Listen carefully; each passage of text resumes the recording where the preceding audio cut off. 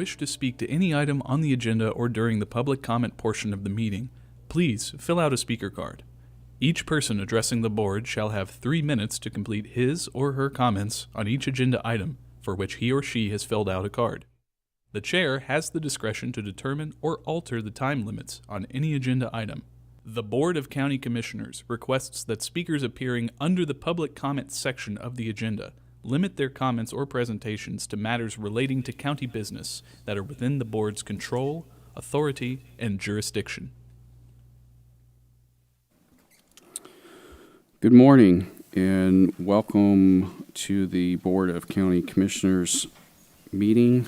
We have a quorum. I will call the meeting to order. And today we have invocation by Pastor Tim Franklin of Freedom Christian Center. You're recognized, sir.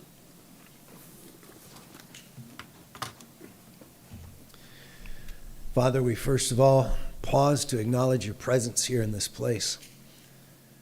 And I give you thanks for each one of these commissioners and staff that serve our county. And I pray that today you would order all footsteps and that wisdom would abound. I pray that you would just keep your peace here on each and every heart. And may everything that needs to be accomplished today happen to the glory of your name. Amen. Amen. Thank you. Thank you, sir, very much. Commissioner Altman for the pledge. Please face the flag. Pledge allegiance To the flag of the United States of America and to the republic for which it stands, one nation, under God, indivisible, with liberty and justice for all. Okay, Commissioners, we have minutes for approval from December 12th, 2024 zoning meeting, December 17th, 2024 regular meeting. Is there a motion? Motion, so moved. Second. Okay, we have a motion by Commissioner Goodson. We have a second by Commissioner Altman. Clerk will call the roll. Rainey. Yes. Vice Chair Goodson. Yes. Commissioner Atkinson. Yes. Commissioner Altman. Yes. Chairman Feltner. Yes, and we'll show that passes 5-0. Thank you. We'll move into resolutions, and Commissioner Altman, you have a resolution this morning. Go ahead, sir. Yes. I'd like to ask Samantha Nazario.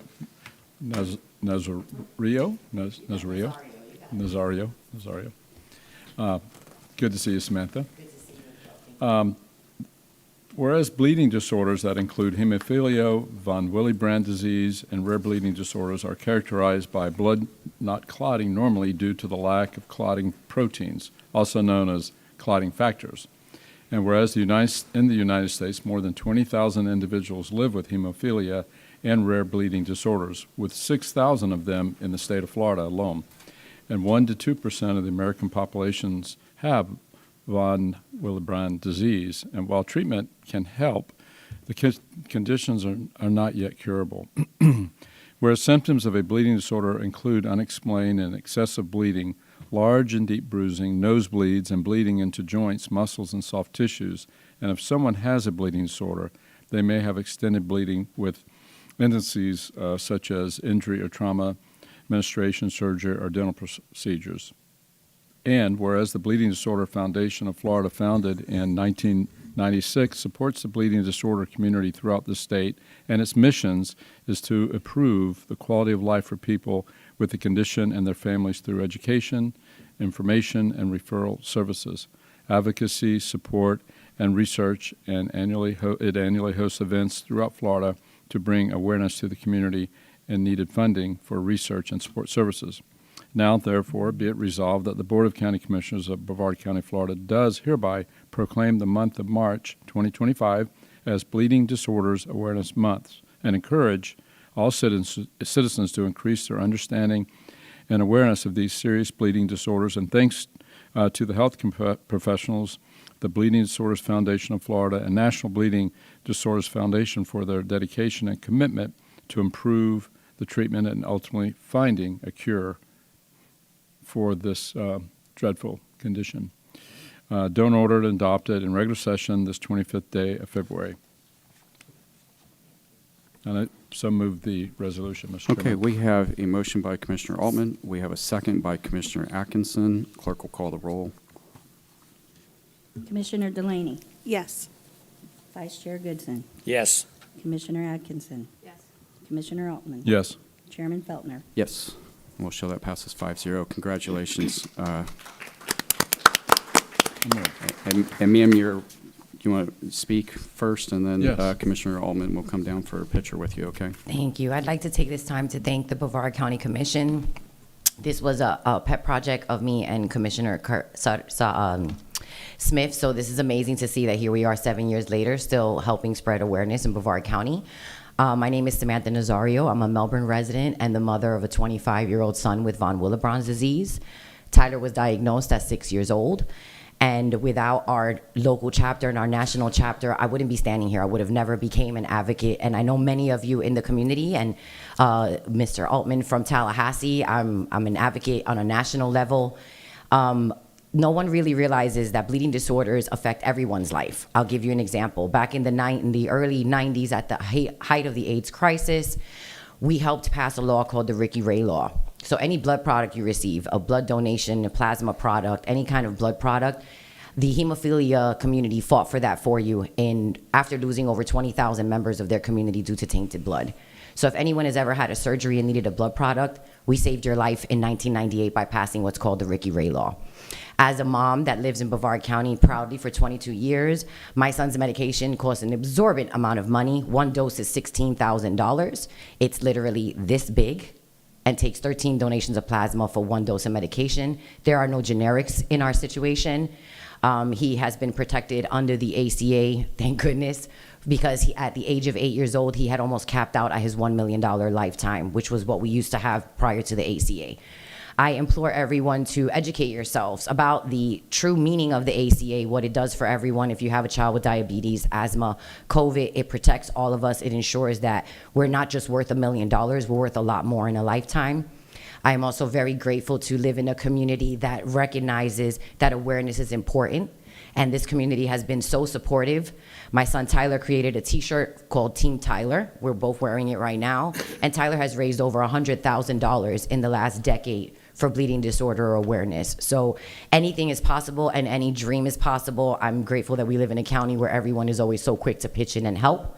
And thank you, commissioners, for giving us this proclamation for the 7th year in a row. And we are so blessed to live in a county like Brevard. Thank you.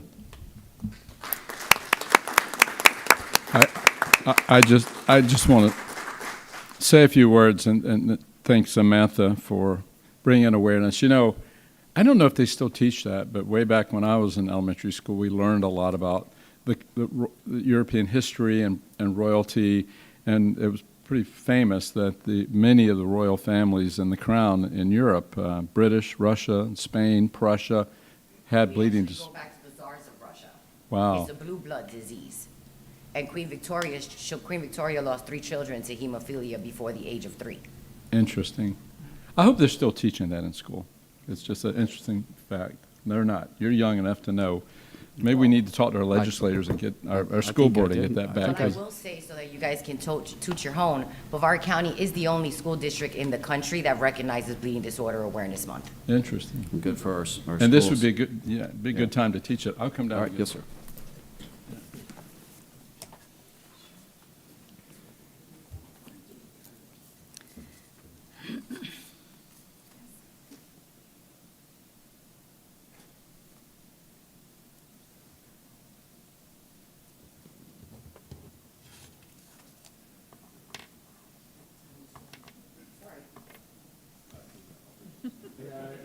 Do you care if I move this?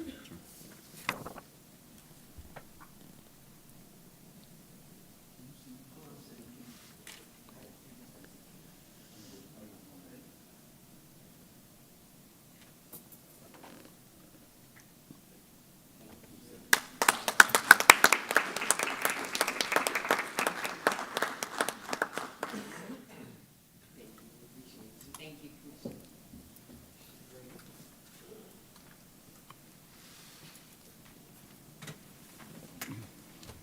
Thank you for that today, Commissioner. Okay, Commissioners, before we get to consent agenda, just a quick update from last week. There was negotiation with firefighters union, and so today we're requesting to do a special session or So executive moved. session after the regular meeting. We'll take like a 15-minute break. I'll need to sign some things, and then we'll go upstairs and meet in the county manager's office. So I already heard a motion. Second. Okay, and so I have a motion by Commissioner Atkinson. I have second by Commissioner Delaney. Clerk will call the roll. Commissioner Delaney, Yes. Vice Chair Goodson, Yes. Commissioner Atkinson, Yes. Commissioner Altman, Yes. Chair Feltner. Yes. Thank you, Commissioners. So again, we'll take about a 15-minute break afterward, and we'll convene in the county manager's conference room. All right, very good. On consent, is there anything anybody wants to take off of consent? Yes, please. Okay? F7 and F9.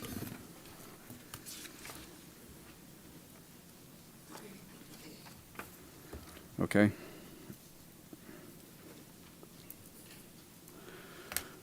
Anything else?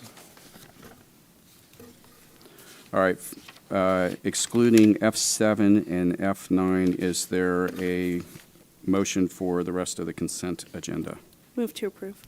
So we have a motion by Commissioner Delaney. We have a second by Commissioner Altman. Clerk will call the roll. Commissioner Delaney, Yes. Vice Chair Goodson, Yes. Commissioner Atkinson, Yes. Commissioner Altman, Yes. Chairman Feltner. Yes. Okay, let's go to F7 then. Good morning, Kathy. Commissioners. F7, it's requested the board approve the following items. Approve to advertise a request for proposal for the county lobbying services pursuant to Board Policy BCC 25, procurement, and appoint the following members to a selection and negotiating committee. Jim Liesenfeld, Assistant County Manager, Community Services Group, Jill Hayes, County Budget Director, and Virginia Barker, Natural Resources Management Department Director.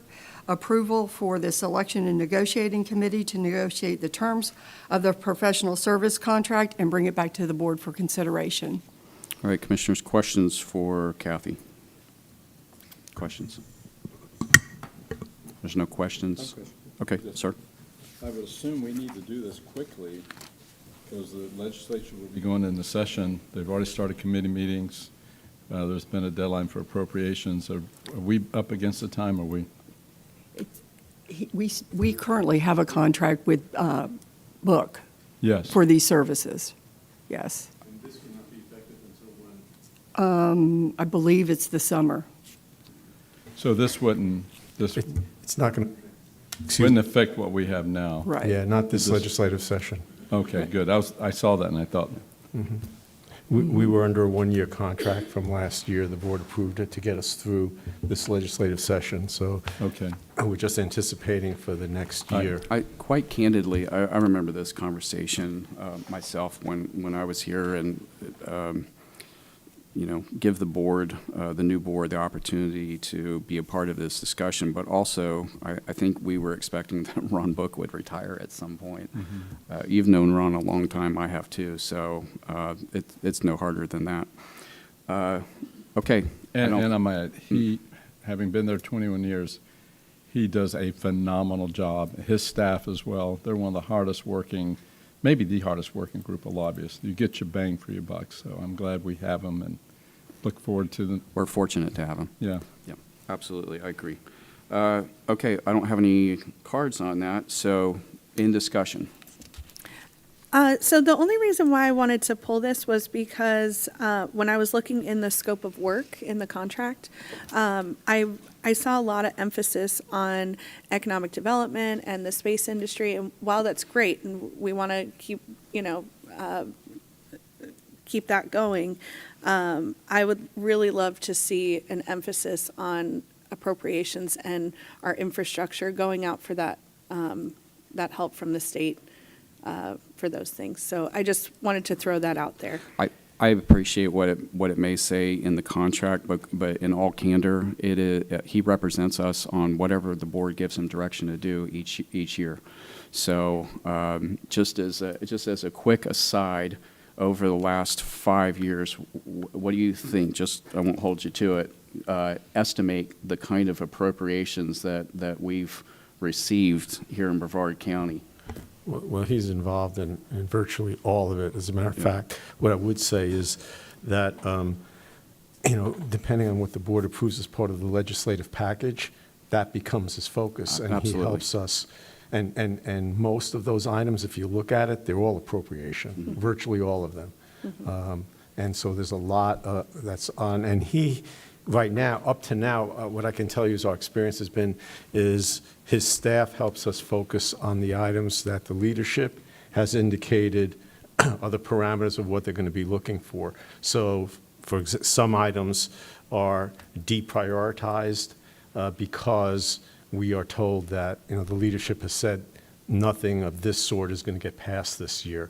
So that's the kind of relationship we have with him, and he does focus on what the board approves as part of the leadership package. So whoever we go to, the board decides to go to in the future, my assumption would be that you would continue in that vein. So, and the other thing we will do, of course, is it's easy to whoever is selected to emphasize in the contract, add that as one of the, if it's not there now, and we'll look at the contract that's going to come back to the board for presentation. So you'll have a shot to look at it there once the screening and selection committee makes a recommendation, negotiates it, the final contract, and we'll make sure that that's emphasized, Commissioner. Is Thank that you. satisfactory? Definitely. I think something also that, may not say it in there, but, with having somebody like Ron Book or a competent lobbyist for us up there during session is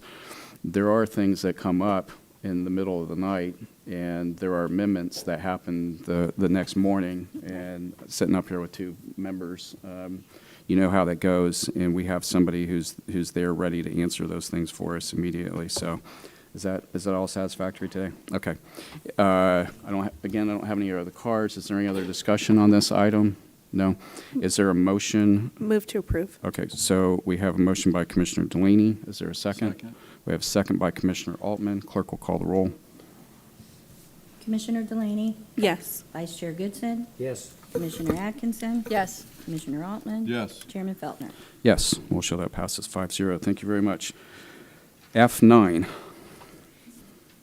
All right. The subject of F9 is the request from the Brevard County Sheriff's Office that the board approve an agreement between county, sheriff, and Eastern Florida State College regarding the Five Palms Farm out on Plucky Bomb in Cocoa. The county owns the land there and leases it to the sheriff pursuant to a lease that currently runs through October of this year. Eastern Florida State, formerly BCC, has used the northernmost firing range and an associated training building out at the farm for its police training academy for more than 20 years. After decades of that use, as well as use by the sheriff and the Brevard County law enforcement community in general, the range is currently in a state of disrepair and needs some capital improvements in order to be able to return to operational use, including the replacement and repair of the existing backstop and berm and the installation of an advanced lead mitigation system. This agreement provides that the sheriff would take over those operations that were historically Eastern Florida State. The sheriff will fund and complete the required capital improvements to the range and resume the operational use of the range. The sheriff already operates an associated shoot house, which is a 360-degree, ballistically safe firearms training environment associated with that part of the farm out there. The sheriff also intends to install a driving pad for training at the farm. EFSC is willing to transfer their rights and obligations regarding the range and training building over to the sheriff. Under the proposed agreement, EFSC will be permitted use and access to the range, training building, shoot house, and driving pad based upon request and availability, with priority being given to police training academy courses. The sheriff has indicated to me that BCSO will realize savings, and that currently dues they have to pay annually to EFSC for use of those facilities that they will no longer pay. Commissioners, questions? Questions on the item? Commissioner Atkinson. So it says that the sheriff will assume responsibility for operating and maintaining the site. So does that mean that as the site ages, Brevard County taxpayers will be assuming that responsibility? And do they now? So it would be part of, currently EFSC maintains that portion or doesn't maintain, as it's not currently operational, that portion. So currently the answer is no. Going forward, the answer would be that it would be part of the sheriff's budget. Now, there are sources of funding within the sheriff's budget that aren't necessarily taxpayer or general fund types of sources, such as forfeiture funds and things like that. I'm not able to answer what buckets of funding the sheriff envisions using for these improvements, whether there are any grant agreements involved or anything like that. I don't have that information. I think the improvements are not as much of my concern as the going forward and the maintenance of it. I just wanted to be able to point that out, that Could I- it's, yeah. Sorry. It would certainly be part of the sheriff's recurring budget. Now, again, how he funds that within the budget, I don't know the answer to that. This is part of what we call the farm, Yes. typically? Okay. And I think I understand, and correct me if I'm wrong, that inmates are a big part of maintaining that. I believe so. Yes, okay. So I think that's been ongoing for quite a number of years. Are there other questions on this item? Okay, I don't have any cards on this item. We're in discussion on the item. Commissioner Delaney. Thank you for going through this with me. I just thought that this was like a public interest item, and I got some inquiries about it, and so I just figured there might be other people that, were interested in this.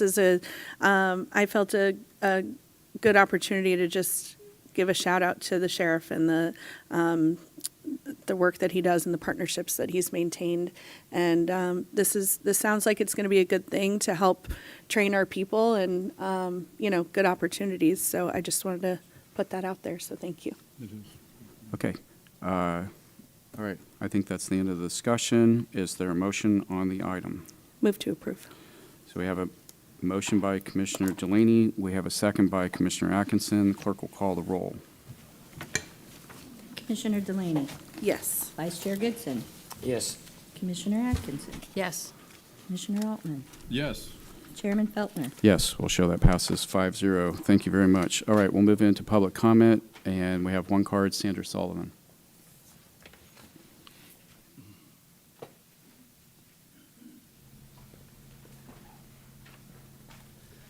Good morning, Sandra Sullivan, South Patrick Shores.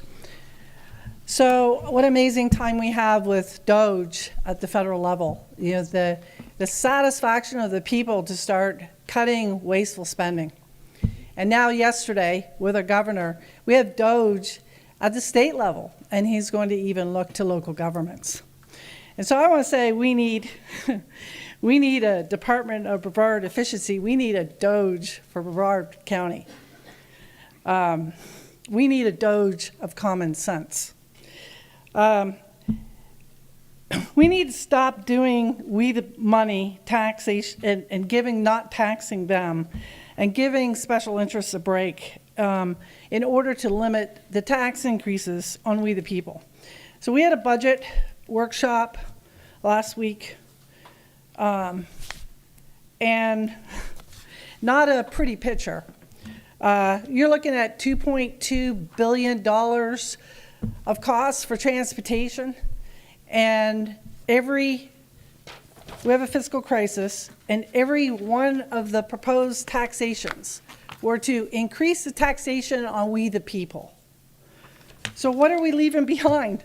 I was just aghast with this statement by our director. It is only the unincorporated areas that we collect impact fees for transportation. So when you have a road through a city like Wickham Road, which is mostly Melbourne, guess what? Unincorporated's picking that up. This is how much money we have, and that's how much we need, and that's not even really when you count the analysis what is coming. So we have about 200% increases in costs, and yet You guys haven't increased impact fees in 25 to 35 years.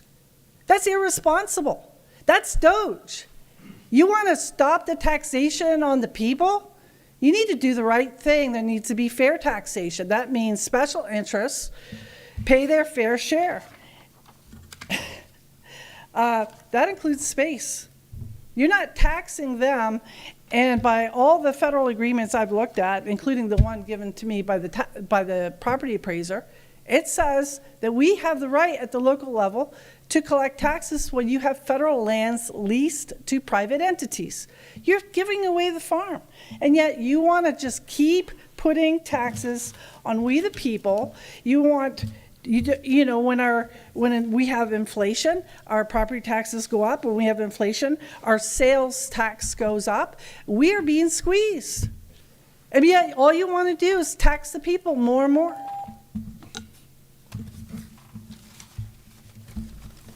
Thank you. All right, item I1.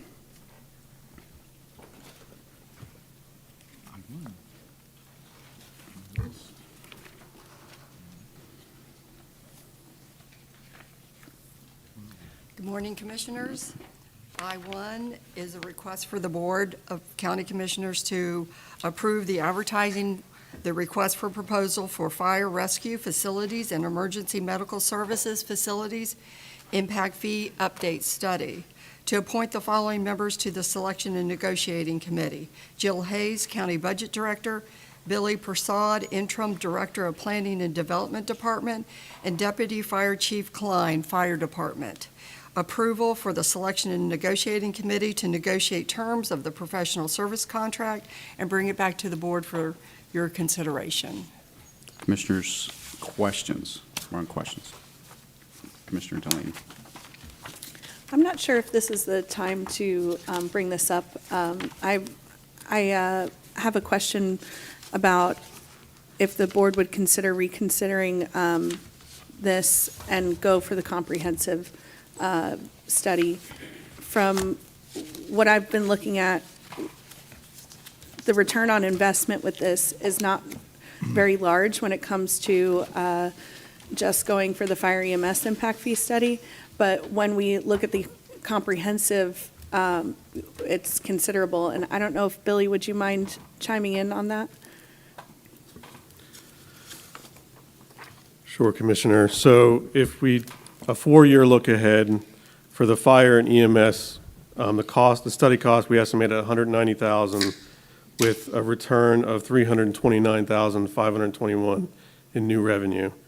If you compare that to if we did all of the impact fee districts, as you said, a comprehensive study, the estimated study cost is $498,000, but the estimated increase in fees received over the same 4-year period is $10,278,161. And then what would that look like as far as like year 5 to 10 estimated? So this would be a growth from years 5 to 10 because I have no way of predicting development trends 5 to 10 years out.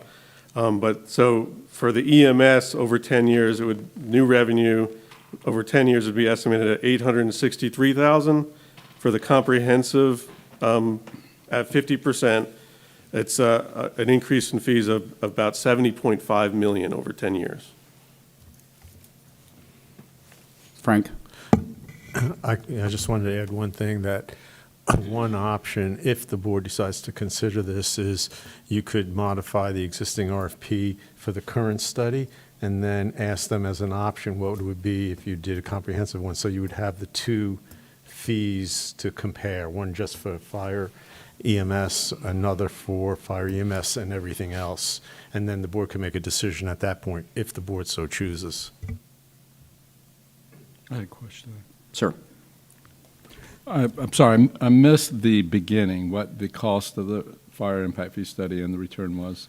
I got the second group of numbers, but. Sure. For the estimated cost for the fire and EMS study is at $190,000, with 4-year return of increase of $329,521. And we could give you, I don't think we gave you that, but a cost estimate based on jurisdictions that have recently done it. It was between $450,000 and $500,000 to do the comprehensive study, which would include all of them. Other questions? Okay, we have one card on this, and then we'll discuss this after. Sandra Sullivan.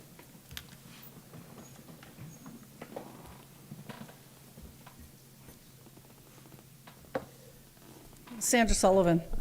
So to do in the comprehensive one, that would be would make my day, would make my month, would make my year. I've been advocating on this for about 5 years. And the biggest part, the biggest segment that brings in the most amount of money is transportation. I want just put it in perspective. In 2016, when the board previously looked at the last study, it recommended a 67% increase for transportation, and they didn't do it. And so that's put us as a county in a crisis by kicking that can down the road another 10 years. And every year, so the last 2 years ago, the budget was $800 million for capacity needs. We're at $1.2 million now for capacity needs. You're going to your plan is to put all the burden on the people. We need to do this to have fair taxation, because the people are going to get upset if all you do is tax the people and you're not taxing the special interests fairly. And we see that. I also want to bring up, so there was a meeting 2 years ago with West Melbourne with the Chair Feltner, not Chair then, and the county manager, Abate. And it was brought up that there was no interlocal agreement. I've done a records request. There's no interlocal agreement to collect fire impact fees from the municipalities that we are providing fire services to. And then some of these areas have had tremendous growth. We're just throwing away millions of dollars. This impact issue is one of the biggest issues that needs to be addressed in the county.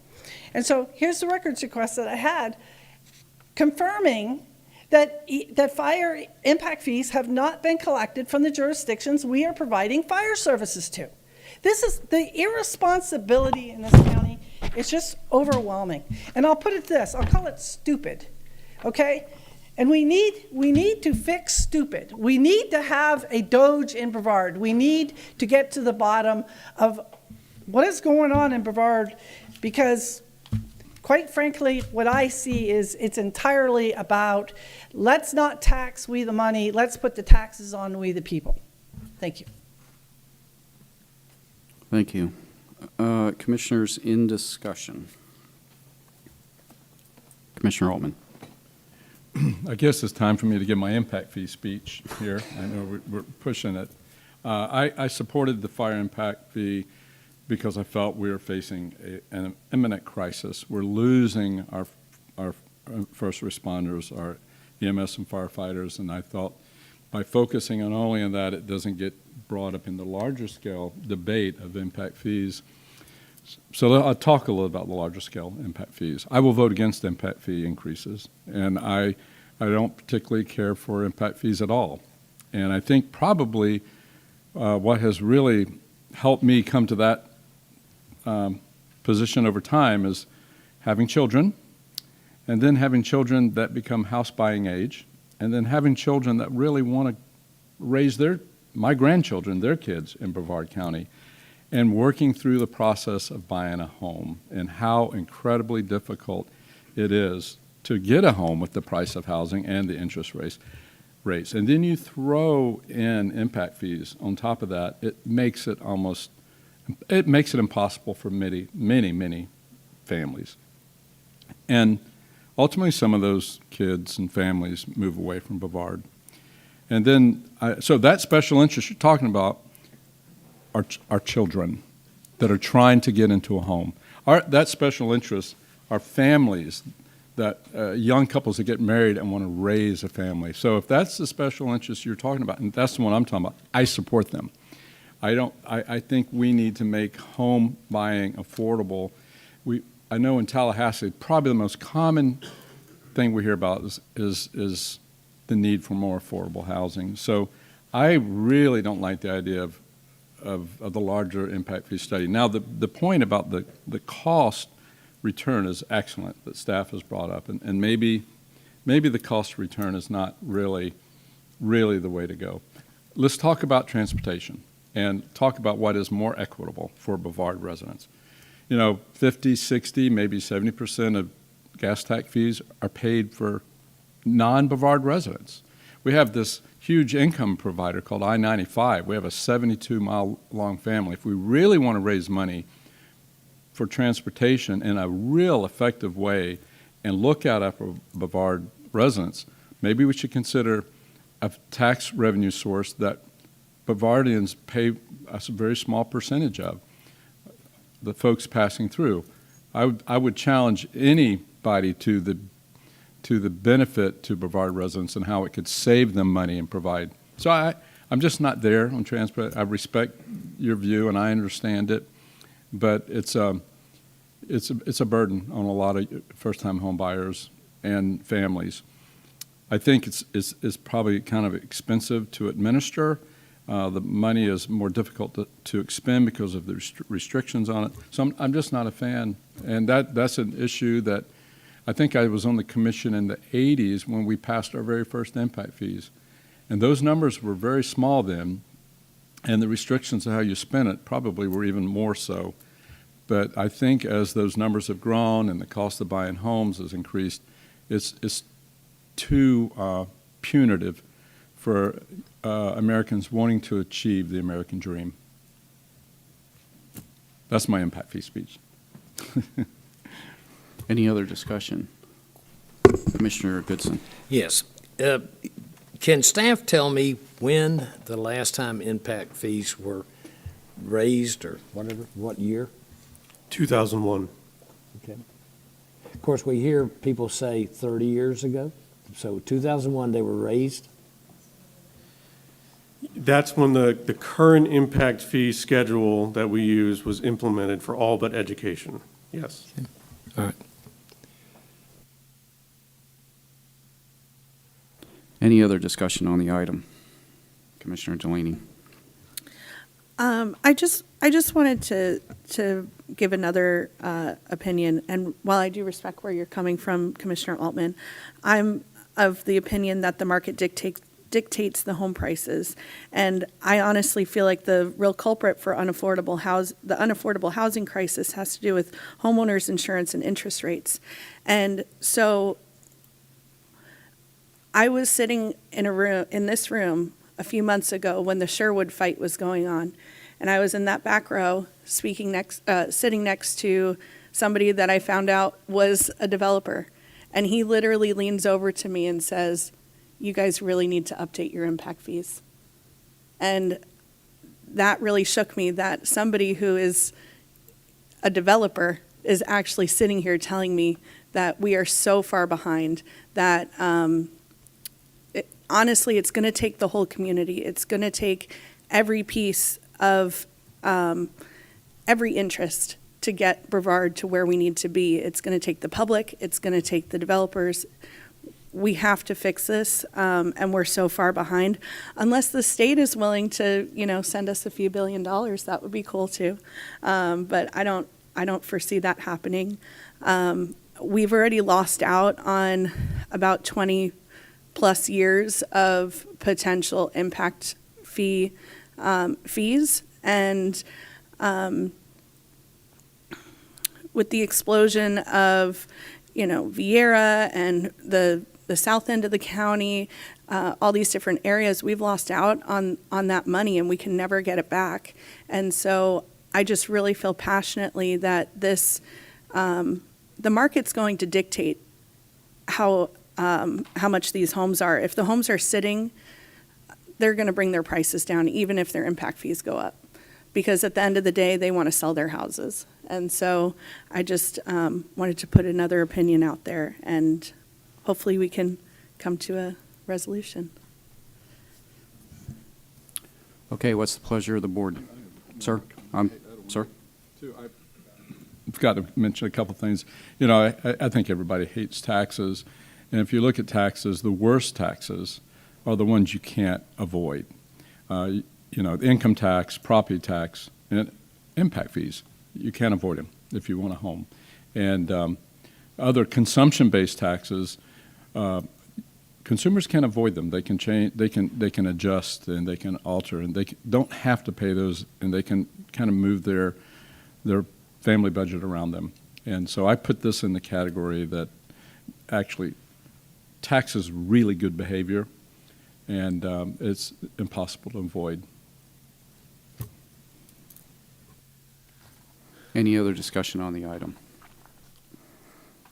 Okay. Is there a motion on the item?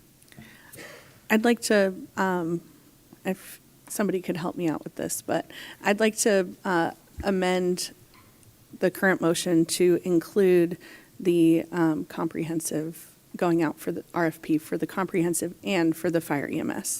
I think there was a suggestion, maybe that you could go out for this, and as part of that RFP to say what it would cost in addition to Correct. this. Is that Yes. the way you want to do it? Yes, please. The way that Frank suggested it? Yes. Frank, would you maybe say that one more time so we're clear on what that motion would be? We would expand the current draft of the RFP to include a second option, which would be a comprehensive study that would cover all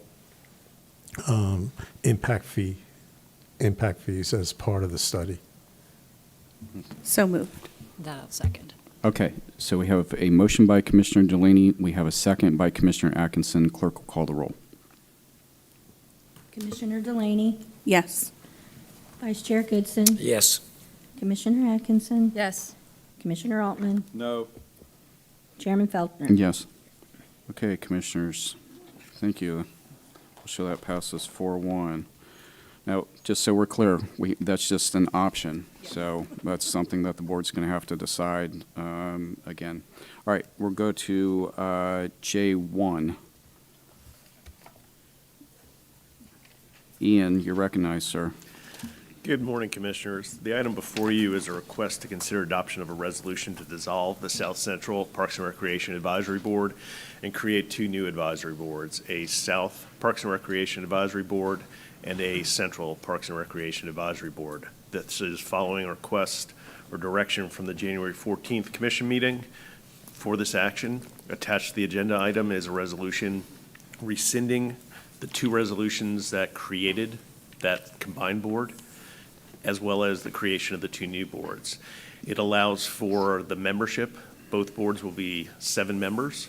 The South Board will be consisting of 3 members appointed by District 3, 2 from District 4, 2 from District 5. The Central Board, the recommendation is 5 members from District 2, 2 members from District 1. Those allocations of membership were based on parks, facilities, and services. The resolution also aligns both advisory boards with the section of county code regarding the uniform advisory boards. Okay, Commissioners, questions? Is there questions for Ian on this item? Commissioner Atkinson. Not a question, just a comment that I'm excited that D3 gets to have a voice again. Okay. Did I see you reach for your light? Or, I'm sorry. Okay. All right, we do have a card on this, Sandra Sullivan.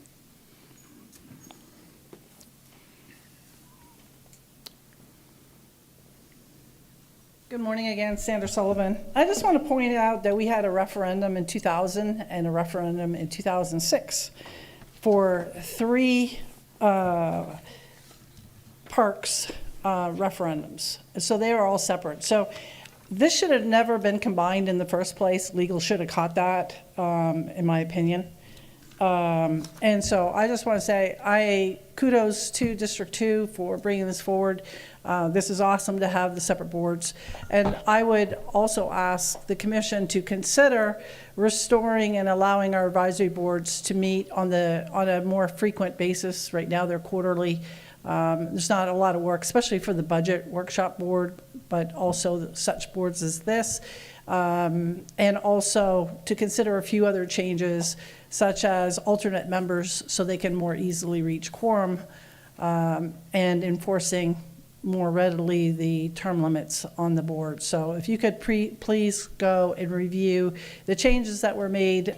They were very unfavorable, and it upset a lot of people in the county. You're essentially shutting down the voice of the people, and these advisory boards were created with an intent, with a desire. They are Doge, right? This is the people being able to look into. I also heard of a request by the Budget Workshop Board being told that they have to pay for records requests. When these boards make records requests, I would encourage you also to make the change that they are exempt, because that's their job. They're doing Doge. This is part of what Doge is, these advisory boards. When you shut down the people, when you shut down their voice, when you obstruct them having records, that's not transparency and efficiency for this county. Thank you. Thank you. Okay, Commissioners, discussion on the item. Were you reaching for your light? Go ahead, Commissioner Delaney. If everybody's ready, I'd like to make a motion to approve. Okay, just real quick. Is there any other discussion on the item? No. Okay, go ahead. I'd like to move to approve. Okay. We have a motion by Commissioner Delaney. Is there a second? Second. We have a second by Commissioner Altman. Clerk will call the roll. Commissioner Delaney, Yes. Vice Chair Goodson, Yes. Commissioner Atkinson, Yes. Commissioner Altman, Yes. Chairman Feltner. Yes. Commissioners, we'll show that passes 5-0. Thank you. Item J2.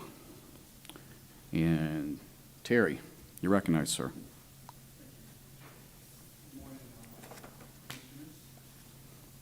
Let me see if your mic's on, Terry. How about that?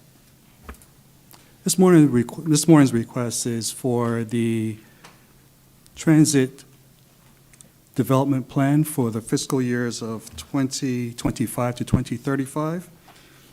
This is a plan that is required by the Florida Department of Transportation in order for transit services to receive state funds. It's a 10-year plan that typically assesses our public transportation needs and gives information on what we need to do with the incoming following years. A major update is required every 5 years with annual updates for the years in between. The overall document is about 218 pages, so I'm going to give a quick synopsis of the document itself, and also any major service changes that are being requested have to be in this plan. For the purpose of this plan, there are some elements, and one of the elements is the public engagement and stakeholder outreach. As you see on the screen, there is numerous outreach which garnered a total of over 1,000 participants, which include public workshops, stakeholder interviews, and rider surveys of our passengers that utilize the service. This next slide shows the common themes from the outreach that was completed to include better sidewalks, increases in stop amenities, more frequent service, of course, is a common request, and more direct routes for individuals to get to their destinations. You also see the riders' requests and how many destinations and origins for our typical passengers utilizing the service. The proposed service changes for the near term and long term are listed on this slide to include options for various routes throughout the entire county. Once again, this is a plan that is it's a planning document for any major service improvements should they be implemented. We're not committing to anything specifically, but if there is a need to implement any of the services, it has to be included in this document. And with that, I'm requesting that the board authorize the TDP to be accepted and approved. Okay, Commissioners, questions for Terry? Other questions? Commissioner Delaney. I just wanted to say thank you so much for making this presentation. One thing while I was on the campaign trail, one of the surprises was how much people care about transit. And so this was something that I asked you to put together for us because I knew that there's people out there that care about this. And so I just really appreciate you taking the time and putting this out for the public. So thank you. You're welcome, Commissioner. There are other questions for Terry? Okay, we do have one card. Sandra Sullivan.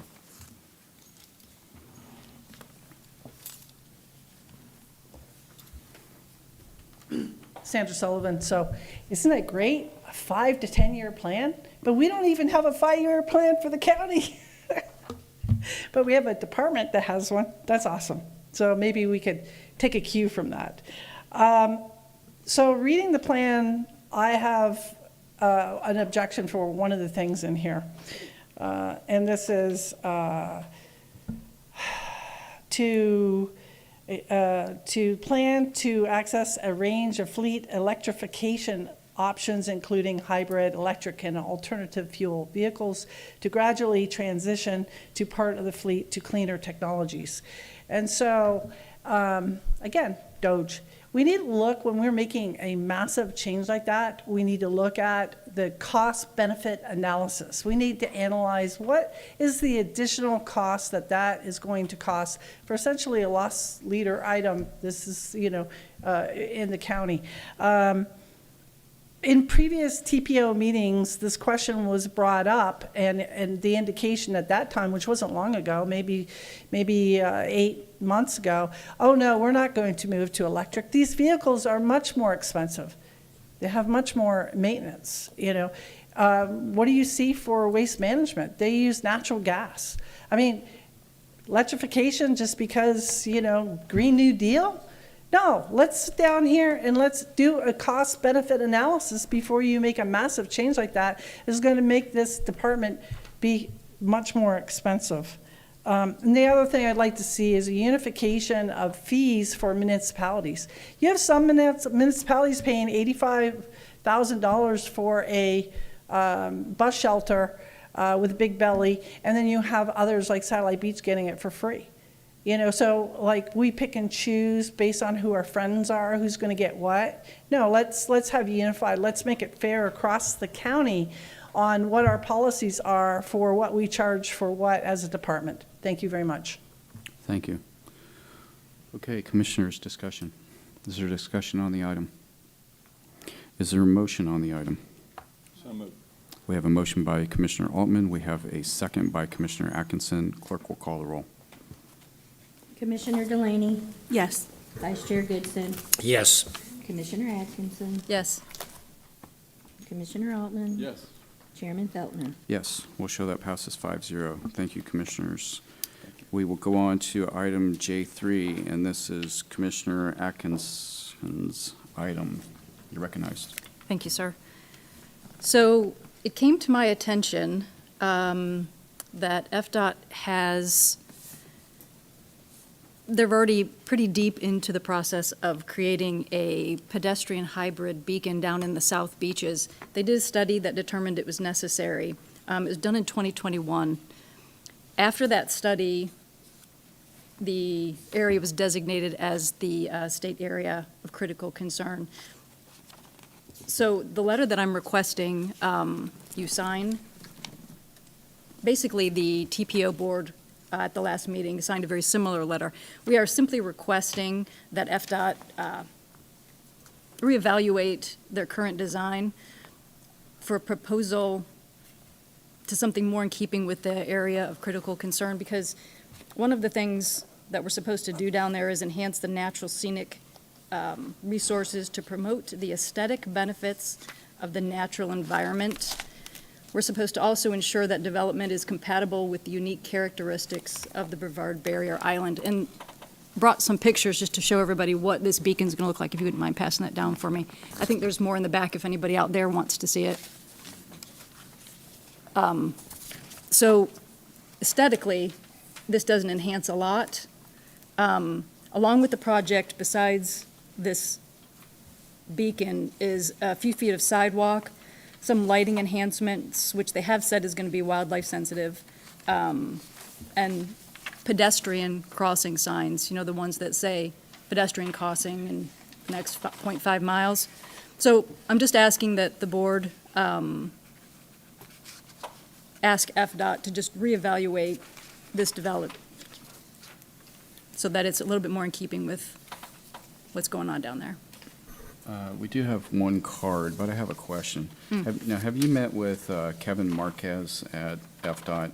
No. Yeah. I strongly suggest that you that you have a meeting with him, and he's willing to come from DeLand to your office, probably Okay. make a day of it in Brevard and see other commissioners. I think he's a good guy, and he understands the pedestrian crosswalks. So I don't have a problem with your letter today, but I think he's going to be the quickest path. So I Okay, just say that thank you. as means to be helpful. Yep. Are there any other questions on the item? I have a question. Commissioner Atkinson, if you wouldn't mind, I received an email from, I think, one of your constituents. I think they sent it to all of us, I'm pretty sure. And they were concerned about this. And so I didn't know if you wouldn't mind letting us know, is that, have you seen multiple concerns, or was that kind of the only one, or is it? Yeah, we've gotten multiple emails and phone calls regarding it. It's, for some reason, the word started getting out just recently, and so everybody's been contacting the office Okay. with concerns. In support of this or against it? Most against it. There's Oh, a couple okay. that have been in support of it. There were a Okay. couple of accidents down that way Okay. over the last couple of years, but most people are against the intrusion of such a big arm. Okay, Not necessarily against pedestrian safety, right, of course. but just the intrusion of such a big, And not for nothing, I'm sure that it'll be a lot cheaper. well, this is 1.3 million. Yeah. So. And if I may also say, it's just getting two gated neighborhoods across A1A to their private beach accesses. Okay. Thank you. Any other questions on the item? Sir? Do you have a question? Well, we got a card, so we'll come to comment. I'm sorry. David Vreeland, did I say that right? Sir? Good morning. David Vreeland, 5593 Cordgrass Lane in South Shores, Melbourne Beach. I was the one that emailed you folks this. On the, it mentions in this study that there was a fatality crossing A1A. She was a friend of mine. And it shook up our entire community. And I took it upon myself to call FDOT and request some kind of mitigation to help us get across the road safely. If you're standing where we traditionally cross the road and you look to your left, like a good child was always taught to look both ways, there's a slight curve in A1A and there's foliage, and so that you can look left, look right, and start to cross, and then suddenly there's a car right there. And I think that's what happened to Marilyn. She had a visual impairment, which didn't help matters, but nevertheless, it killed her. And FDOT said to me that it's going to take a long time, and your chances are fairly slim that they will be able to do anything about it, because there's a lot of other projects that they've got going. So a year and a half after Marilyn died, another friend of mine at the same spot was crossing, hit and killed. Dave Clark, nice man. And within a day, I don't now remember whether it was before or after, but within a day of his death, a bicyclist was hit in the same spot and killed. I can sympathize with my neighbors that have sent you information that they don't like this, they don't like the way it looks. I don't either. But for God's sake, isn't it more important to save lives than to bother people's aesthetic sense of their surroundings? This is not something we want to change. The other kinds of crossing with the blinking yellow lights and so forth, traffic ignores that so very often, and believe me, very often the traffic is going a lot faster than 45 miles per hour.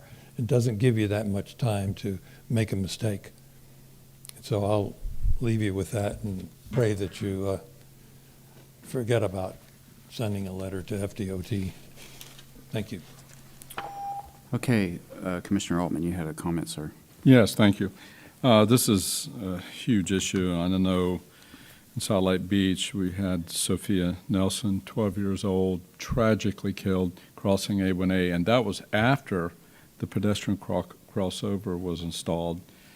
And the actual crossovers can be dangerous. They don't know how to use them, and they were confusing with all the clutter. So I think I certainly agree with what you're saying. We got to make crossing A1A safer. I do it all the time. I live on A1A. One of the joys I have is walking the beach and having that safe crossing, going down to get my coffee. You know, it's important. But it's probably healthy to take a look at options to make sure that we get the best possible solution. It was so controversial when we lost Sophia Nelson that it became a bill in the legislature. It didn't pass, trying to address these design issues. So I hope we do something. I agree with you. And I hope maybe this will be an opportunity to work with our transportation planners and staff to maybe even put something even better. I did notice, and what I wanted to say, I know down in Sebastian, there's some pedestrian crossovers that they have there, which are really nicely done. And most of the lights and the attention getter is embedded in the concrete. And it's not intrusive, and it does seem to get your attention more. I think one of the problems that we have these design standards that are part of the National Transportation Safety Code, and it kind of limits our engineers and designers' ability to be creative and innovative. But maybe this is an opportunity to do something unique and to set some precedent. So I support what you're saying, be a user of those crossovers. But let's really take a look. I am committed to making this happen, and maybe we can do something even better than the designs that we're seeing. I appreciate the ones we have in the northern part of the beaches, north of Fifth Ave, and I support them. But there's a national debate. Like I said, even on the floor of the House, there's a national debate on these design standards, and it maybe could become a big opportunity. Commissioner Delaney. I just wanted to say, Commissioner Altman, you said that so beautifully, and that's exactly how I feel. So I just wanted to second that. Okay, I was unclear. Was that a motion, or Commissioner Atkinson, this is your item? I'd like to make a motion that the board agree to allow you to sign the letter. Okay, we have a motion by Commissioner Atkinson for the letter. Second. We have a second by Commissioner Delaney. Clerk will call the roll. Commissioner Delaney, Yes. Vice Chair Goodson, Yes. Commissioner Atkinson. Yes. Commissioner Altman, Yes. Chairman Feltner. Yes, we'll show that passes 5-0. Okay, we don't have any more public comment cards. We'll go into board reports. County manager, I have no report. county attorney. No report, Mr. Chair. Okay, Commissioner Atkinson. I do. Or, I'm sorry. I did. Commissioner Delaney. Yes, thank you. Sorry. So I just wanted to give a quick update on some of the stuff that I've been up to the past couple weeks. I had my first CFX meeting, and shout out to them. They run a great meeting, and I appreciate all the help that they were getting me through that. And there's not really much to report in regards to Brevard County. Most of the stuff that they speak on has to do with more of the central areas. And then later on that day was the TPO meeting, which most of you were there, so this is more so for the public. But some of the things that we discussed were about the road diets, so meaning like shrinking of the lanes and things like that. It was pretty apparent that all of the elected officials around that table were on the same page, that we'd probably like to see some different ideas coming about. And then public participation, there was a pretty robust conversation about that, and getting the public more involved in the design and the whatnot of our roads. Something in in my district that gets talked about a lot, even though it's outside of my district, is Clear Lake Road. And it's always a topic of conversation. Luckily, when I was driving out through Lake Mary, they were, I was on Highway 46, and the road that they were repaving and redoing there was really nice, in my opinion, and there weren't those harsh curbs and things like that, even though they did some other safety things. And so that's what I would like to see, honestly, moving forward in some of our projects. I wanted to say thank you to our North Parks. Ian, thank you so much for pulling everybody together. We had a meeting with our North Parks, and it was just so great getting to meet everybody and see, they do such a great job maintaining our parks in North Brevard. I was able to go on a tour at the supervisor of elections, so shout out to our supervisor. He runs a tight ship, and we should feel really good about our elections here in Brevard County. He actually also won a national award, which I thought that was pretty cool. That happened recently. And then let's see if I can get this right, Eastern Central Florida Regional Planning Council, that board, it was their yearly awards, so there wasn't really much to report from that, but hopefully at our next meeting I'll have more of a report to bring back. But I did just want to bring up one thing for our board. We had kind of talked about it a little bit at the budget workshop, but I just wanted to bring up how we do public participation in the workshops. And I was wondering, when we had talked at the budget workshop, nobody was on board with talking after each item, which I was wondering if we could compromise to letting people speak at the beginning and the end, because if somebody comes prepared with a speech, it would be nice to give them the opportunity to say their piece and move on with their day if they're not able to stay for the whole 3-4 hours till the end of the meeting. That's something that happened to me personally last year. And I would like to give them the opportunity to speak at both, because if people choose to sit through the entire meeting, it would be nice to give them the respect to let them say their thing, that they came prepared. Maybe they have further thoughts after seeing the presentation. So I didn't know if there was any board support for that. Right, comment on that or questions? Are you saying both or one or the other? Ideally you get both, to choose. but All right. Sir. Yeah, I certainly understand, and we do need a place for public participation, but this is the opportunity for the board and individual commissioners to hear from the staff and the complexities of our budget. We didn't even get through. Mm-hmm. I don't know if we even got halfway through. We didn't. Maybe we ought to maybe focus the time for us and then maybe some other time for public input, because I just worry that it would bog us down, that's all. It's more, I see it more as a technical, and actually, we didn't have that many questions. I guess we can ask staff personally, but I see that as a technical briefing, not as necessarily a public hearing, but it's an opportunity to hear the nitty-gritty technical components of the budget and hear the requests from the constitutional officers. I understand where you're coming from. That was sort of my impression. I agree with that, that's really a time for the departments to come to us and tell us what their needs are and whatnot. But I also feel like a huge piece that we're missing is we also should take into account the public input to our budget. And, maybe like at the last meeting, there was only 2 public speakers. And so I don't know how much time it'll actually take up. And this is something near and dear to my heart that I ran on, that I feel passionate about, is bringing the public into the conversation of how we're operating. Because some people talk about the public's apathy. Well, the apathy came from not feeling heard. I'm sitting here right now because the public felt like they weren't heard.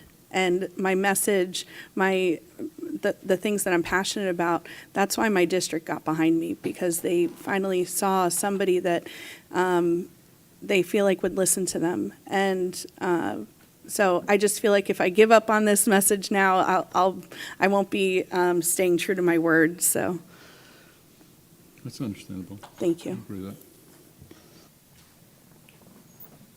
Okay. But I can compromise on before or after if that's something that that the board would do. Okay. I think that's something they'll ponder a little bit longer here. Thank you. Okay. In board report, Commissioner Goodson. Nothing other than the fact it's always nice to have something on the agenda that you don't even have to speak to, but yet get a 5-0 vote. So thank you so much. Okay. Commissioner Atkinson. I do have a report. I attended my first Indian River Lagoon National Estuary Program meeting, and they elected me their secretary. I'll teach you to go. Yeah. I just wanted to mention one thing that, I mean, most of it was so scientific, and it was going to take me a while to figure out all of the stuff that they do. But one of the things I thought was pretty interesting, a presentation was given called Runoff to Resilience Smart Watersheds. Basically, the idea is to use ponds near the IRL to help with flood management and filtering water before it gets back into the lagoon. They're doing a 5-year pilot program, which is all privately funded. The reason I think that it's interesting is because most of these ponds are going to be located in Brevard. Just naturally, that's where they are. So I thought that was pretty interesting. I'll also be attending the Lagoon Champion Award celebration, which will be honoring Dr. Dwayne DeFries. That's on February 28th. On February 7th, a couple of my staff and myself went and toured Promise in Brevard. If you don't know what it is, you should check it out. It's pretty inspiring. They also had a fundraiser where I went and bought a purse I don't need. But Promise is a nonprofit which provides housing and a lot more for young adults with disabilities in our community. They get a sense of independence and inclusivity and some work skills. It was really, really interesting. I went there several years ago, not long after they opened, to check it out for a place for my great niece. But now that it's all done and complete and the residents are there, like I said, it's pretty inspiring to go to. Commissioner Altman. Thank you, Mr. Chairman. I was at the TPO and was able to attend the Celebration of Life. We lost an amazing public servant who was a remarkable Brevard County citizen with Paul Gugelman. I'd known Paul. Katie, you're going to love the East Central Florida Regional Planning Council. The friends I've made in that organization, and one of them was Paul Gugelman. We served together there in the 80s. But Paul, city attorney for numerous cities. He was our attorney for the TPO, attorney for the state TPO. You meet a lot of people in this process, and Paul Gugelman was right at the top. What an amazing human being, very compassionate, giving, caring, brought people together, and he will be sorely missed. I just wanted to acknowledge his passing and to remember Paul for what he did for everyone. Also, this is almost our 100th day anniversary. I've been careful not to give too many reports, but one of the more common questions I get from the public is, how do you like being back on the commission? You know, after being here for 8 years and leaving for over 20 in the state and coming back here. I want to say that I love it.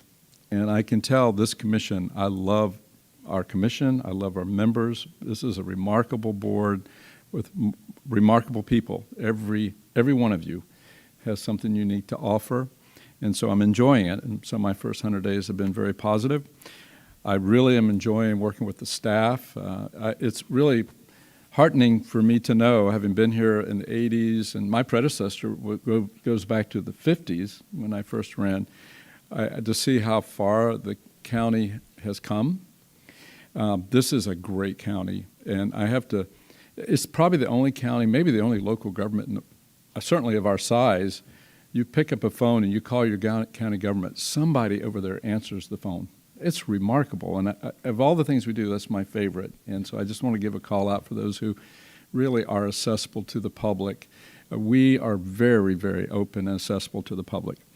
And then finally, I know it was brought up about DOGE in the state, and there's a lot of attention to DOGE on the federal level, which is great, and I love Elon Musk. But I want to point something out, and I believe in that Jeffersonian principle of government closest to the people governs the best.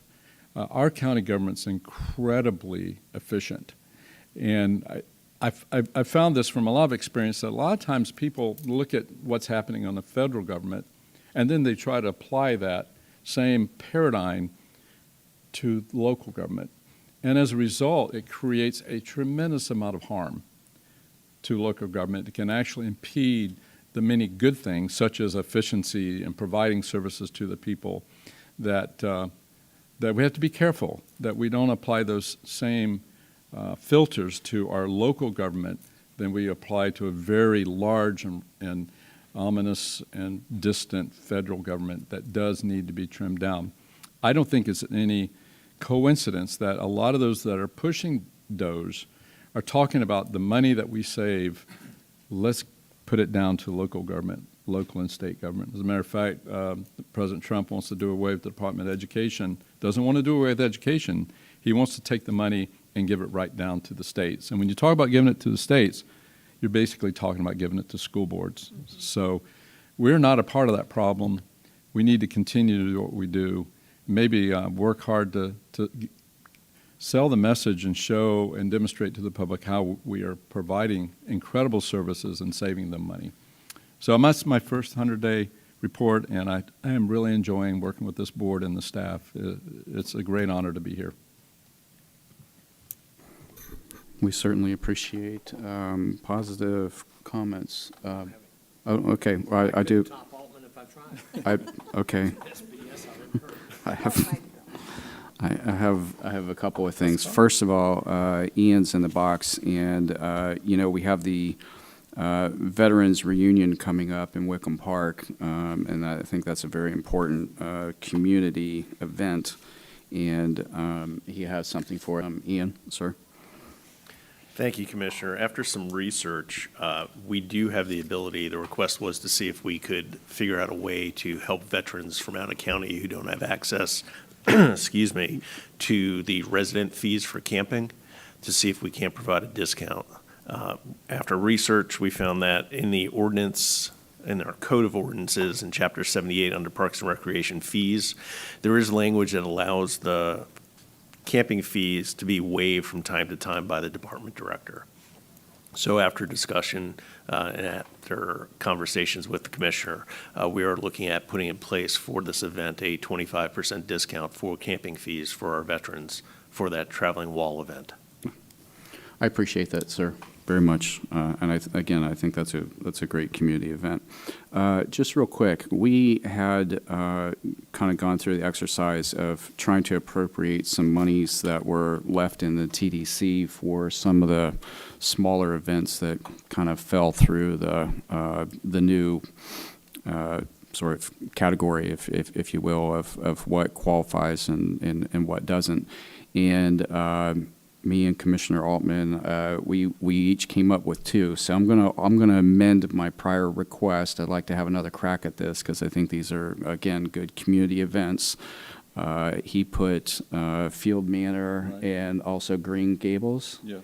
I had put the Native Rhythms that's in Wickham Park, and also the Melbourne Art Show.